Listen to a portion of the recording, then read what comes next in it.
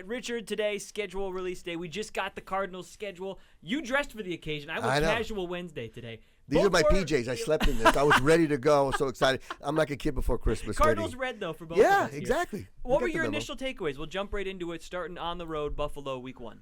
My initial take on that was I'm glad they're going to Buffalo early. You don't want to go there, in December when it's a blizzard out there. I've been there. I remember, I think it was Larry Fitzgerald's rookie year, and Scott Player was the punter, and he was doing warm-ups, and he punted the ball, and it fluttered backwards like 8 yards. I'm like, oh, boy. Oh, they're that's in not trouble. what you want. And then he's like Willis McGahee. He ran for, almost 200 yards that game. So it's good that they're going there early, even though that is a tough first game, because the Buffalo Bills are a tough team. We know that, and Josh Allen's still fantastic quarterback. So that when I saw that, I was like, okay, well, at least they're getting them early, but yeah, it's a tough way to start the season. I mean, no easy games, so to speak. In the first month? In the first month, no easy game in the NFL, of course. But you got the Rams, Lions, and Commanders to round out the first 4 games. So I can see this. What do we got here? Yeah. To round out those first 4 games.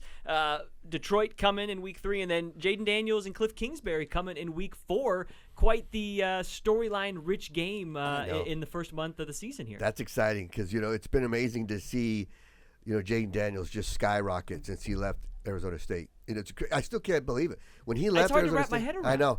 I mean, I knew he had the talent because he had that freshman year where he showed what he could do, but then to be the Heisman Trophy winner, the 2nd overall pick, and like you said, the storyline is just great. He's connecting with Cliff Kingsbury. And Cliff Kingsbury, what kind of horseshoe or rabbit's foot does that guy have to be connected to all these great quarterbacks? He's got 9 lives when it comes Johnny to Manziel, Patrick Mahomes, Caleb Williams just last year, Kyler Murray when he was with the Cardinals, and now Jaden Daniels. So I'm excited to see what he can do with him, and it's going to be cool to see both of them come back to the Valley. You mentioned Caleb Williams, week 9. The Chicago Bears will be here. And then week 10, the Jets, Aaron Rodgers, if he can stay healthy this year. The Jets and Aaron Rodgers will come in week 10.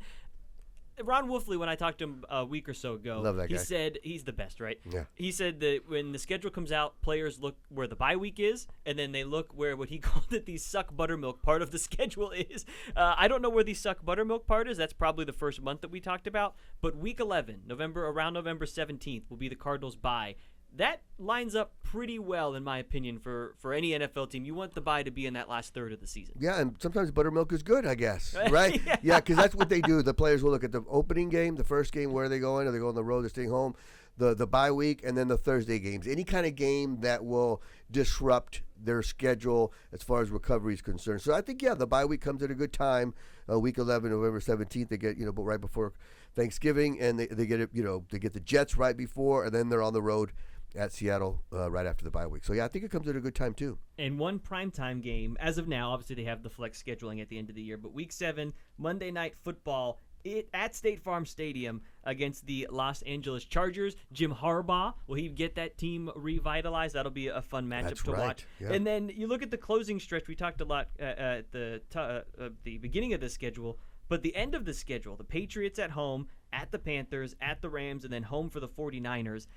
If this team can surprise some people, that's not the worst run in for them the last month of the season. Yeah, if they can weather the storm to start, where they got Buffalo, Rams, Lions, all legit teams, playoff caliber teams.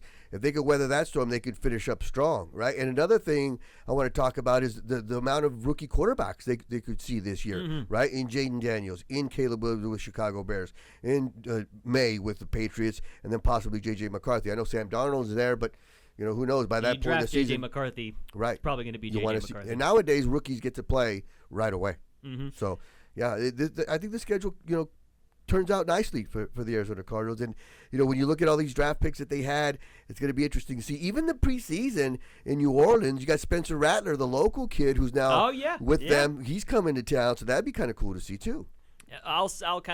We'll wrap it up. My biggest takeaway from the NFL schedule, then I'll get yours, but just in general, the fact that we have Netflix coming into play here, the 2 Christmas Day games on Netflix. Everybody talks about cord cutting.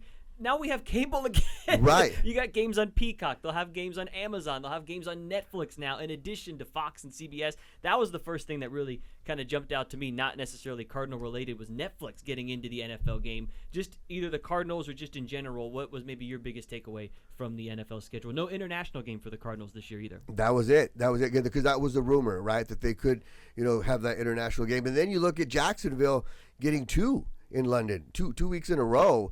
So I wonder how their fans feel about What's that. their per diem when you go to Exactly. for 2 Yeah, straight weeks? that'd be a pretty cool assignment. Like, oh, I'll have to go to Europe, for 2 weeks to cover NFL football. But I like the fact that they're starting in Buffalo, as I mentioned earlier. It will be warm weather, but yeah, it's going to be interesting to see with these draft picks, 12 draft picks, Marvin Harrison Jr. Exciting times for the Cardinals. You can see the culture has changed. So it's cool to see. Look at this and start planning. Okay, I want to go to this game, or I think this game will be a good game. That's a blah, win. blah, blah. That may be exactly. tough. That's the best part about NFL release day. There you go. And training camp will be here before we know it. Then it'll be OTAs, mini camp, and training camp will be here before we know it, guys.